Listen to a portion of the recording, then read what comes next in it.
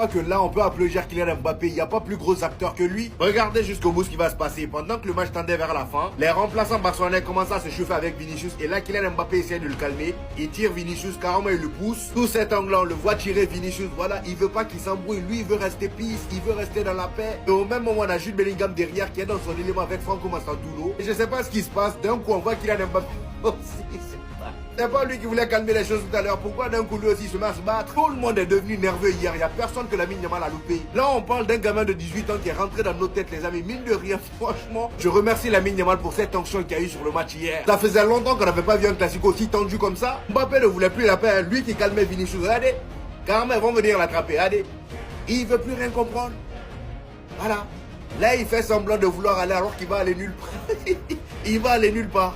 Regardez. Là, on l'attrape, il continue à forcer. Il force.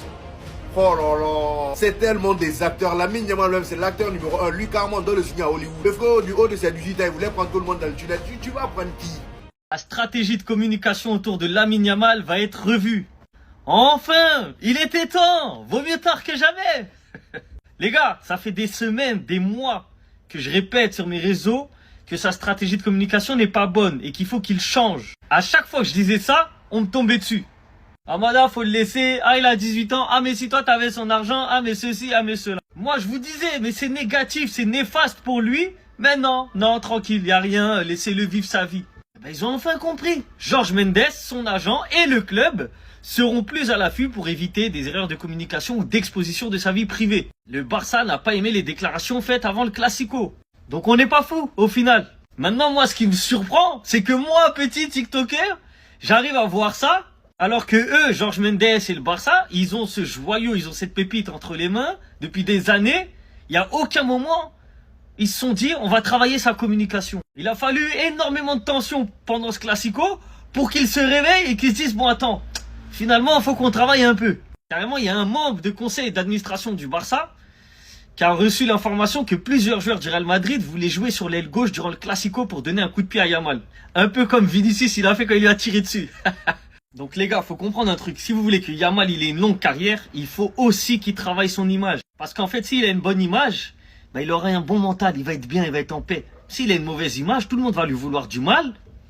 Et il va mal dormir. Donc merci Jorge Mendes de quitter l'Arabie Saoudite. C'est bon, t'as gratté tes contrats là-bas avec tous les Portugais que t'as placés. Viens t'occuper de Lamine Yamal un peu. Montre-lui des vidéos de CR7, la communication de CR7, comme ça il s'en inspire. Il y a un joueur du Barça qui commence à en avoir marre de Lamine Yamal et de son père, et c'est pas le seul dans le vestiaire barcelonais. Écoute bien, je t'explique tout ça. Bon, ça sert à rien de parler encore une fois de la prestation de Lamine Yamal lors du Classico, de ce qui s'est passé dans les heures avant le Classico avec ses déclarations, etc. Bref, vous savez tous déjà ce qui s'est passé. Mais la presse catalane, elle nous dévoile une information que je trouve quand même un peu étonnante et qui est donc quand même à prendre avec des pincettes. Mais il y a un joueur de l'effectif qui commence à en avoir ras-le-bol de Lamine Yamal. Et ce joueur, c'est Ronald Araujo. Et je te mets directement la source, c'est le journal catalan El Nacional. Alors c'est peut-être pas la meilleure source, mais c'est quand même un média plutôt pro-Barça. Et en gros, ce qu'on nous explique tout simplement, c'est que voilà, Ronald Araujo, il commence à en avoir marre de l'attitude du joueur et aussi de son père, voilà, parce que son père, il fait aussi beaucoup parler de lui sur les réseaux sociaux. Et Ronald Araujo, ainsi que d'autres joueurs du Barça, eh bien, ils pensent que tout ça, ça dessert le Barça, tout simplement. Donc voilà, Ronald Araujo et d'autres joueurs du Barça aimeraient bien que Lamine Yamal et son père soient un peu plus discrets, que ce soit médiatiquement ou sur les réseaux sociaux, etc.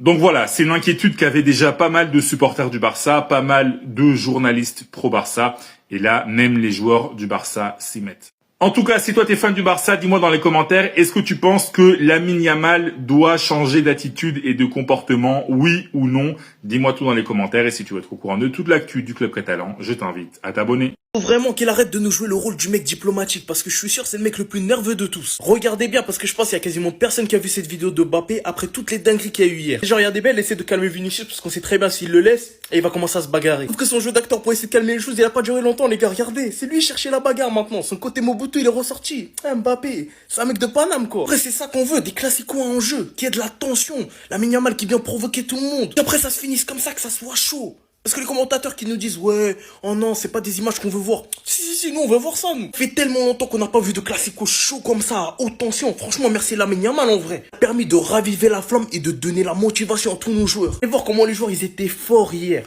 Surtout Vinicius. C'est ça qu'il lui faut, en vrai. Parce que ce mec, c'est fou, c'est une dinguerie. Il s'est embrouillé avec tout le monde. Avec tout le monde, les gars. Moi, je pense que ça va pas le forcer à s'arrêter, tout ça. Et j'espère qu'il va continuer à parler et à être arrogant. Qu'en vrai, à part créer du spectacle et de l'enjeu, des bonnes choses, en vrai, il y a quoi? Il a parlé, il s'est fait fermer sa bouche, on a répété de jouer sur le terrain, et maintenant ça vaut la victoire. Normal. Yamal n'était pas à 100% physiquement pour le Classico.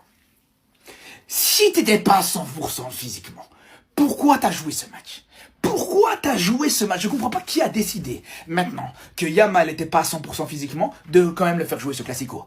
Frère, t'es pas à 100%, t'es encore blessé, va te soigner. Va te soigner, tout simplement. Je préfère un Yamal qui est absent qu'un Yamal qui est présent, mais qui te propose ce genre de match, en fait. S'il n'avait pas été là, s'il avait été sur le banc, les gars. J'ai envie de vous dire, les gars, ça aurait même été plus intéressant. S'il commence le match même sur le banc, tu le fais rentrer dans les 30 dernières minutes, ça aurait été plus intéressant. Mais non. Voilà. Tu recrutes des joueurs venus de je sais pas où, que personne ne connaissait. Tu ramènes un Bardi, par exemple, que à la base, on s'est dit, franchement, pourquoi faire? Et au final, tu te rends compte que voilà, Bardi est pas si dégueulasse que ça. On a bien vu son entrée contre l'Olympiakos, c'était pas mal du tout. Mais tu ne l'utilises jamais. Tu le fais jamais jouer. C'est là où je comprends pas, les frères. Commencez à préserver un petit peu Yamal. Commencez un petit peu à le préserver. C'est pas parce que c'est le meilleur joueur du club, le joueur le plus important du club, qu'il faut le cramer bêtement comme ça. T'es juste en train de faire, là, Hansi Flick est juste en train de faire ce que Xavi faisait avec Yamal, en fait, tout simplement.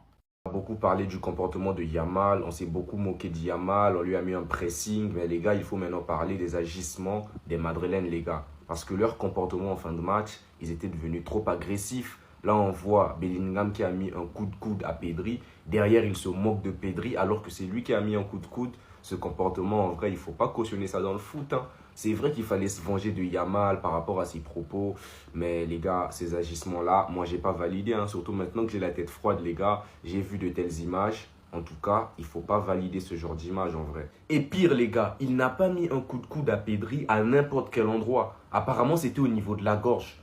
Et on sait que c'est une zone du corps humain très sensible. Mais lui, ça lui fait marrer, les gars. C'est vrai que, voilà, quand t'es madrilène, ça a l'air drôle. Parce que Yamal, il a provoqué une certaine haine, il a provoqué un certain feu. Mais pour moi, les gars, le comportement de Bellingham, il fallait pas cautionner ça aussi en vrai. Et regardez ce qu'il a dit. Lorsque Koubarsi demandait à l'arbitre de lui mettre un carton, il a affirmé, même pas avec Negreira. Donc il a dit que même avec Negreira, il ne prend pas de carton, les gars. Non, en fait, c'est... Bellingham et ses coéquipiers, ils ont abusé, les gars. Ils ont abusé. Maintenant que je vois les images, que je lis tout ça, j'ai pitié des Barcelonais, sérieux. Attendez, on a eu le droit à quelques infos. On commence directement avec une très bonne nouvelle. Optimisme concernant la convalescence de Joan Garcia. Initialement prévu 6 semaines d'absence, il n'est pas exclu pour le match contre Elche. Son état sera réévalué mercredi, mais le club ne prendra aucun risque. Ça, c'est une très bonne nouvelle parce que vraiment, Joan Garcia, il nous a manqué. Sans tirer sur Chesney, il y a quand même une différence entre les deux. Et son retour va nous faire énormément de bien. Pour enchaîner avec les bonnes nouvelles, Robert Lewandowski s'est entraîné avec le groupe ce matin. Donc je pense que normalement, il sera dans le groupe pour affronter Elche ce week-end. Et étant donné qu'on a déjà récupéré Ferran lors du Classico hier, ça veut dire que potentiellement ce week-end on aura nos deux numéros 9. Et pour finir la vidéo avec une mauvaise nouvelle, Breaking, Christensen a une blessure au solaire de la jambe droite et c'est pourquoi il n'était pas présent lors du match au Bernabeu. Hier matin ça nous disait qu'il n'était pas dans le groupe car il était malade, mais en fait la réalité c'est qu'il était blessé. Christensen, comme je l'ai répété à plusieurs reprises, c'est un défenseur que j'aime énormément, mais le problème c'est qu'il est trop fragile. S'il est pas blessé, il est malade. S'il est pas malade, il est blessé. Genre il y a constamment quelque chose. Et en sachant qu'à la fin de saison il est libre et que lui il espère que le Barça le prolonge, au sein du club actuellement ils sont pas trop du même avis. Les indicateurs au sein du club indiquent qu'un renouvellement de contrat pour Andreas Christensen est actuellement hors de question. La direction du club ne le considère pas comme une priorité future en raison de ses performances en baisse et de ses blessures fréquentes, même si le joueur lui-même souhaite continuer. Les absences répétées fragilisent sa position et font planer le doute sur sa capacité à revenir au niveau affiché lors de sa première saison avec le club. Bref, en tout cas, n'hésitez pas à me donner vos avis dans les commentaires, histoire de savoir ce que vous en pensez, et moi je lirai tout ça.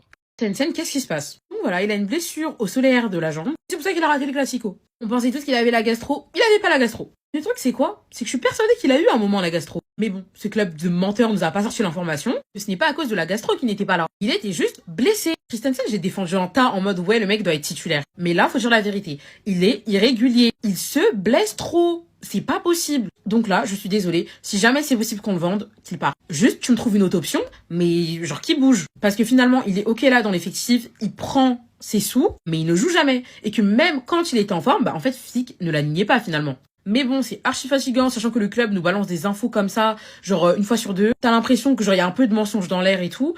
Donc bah j'espère qu'il va se rétablir vite. Franchement, j'y crois plus trop à Christensen, titulaire au Barça.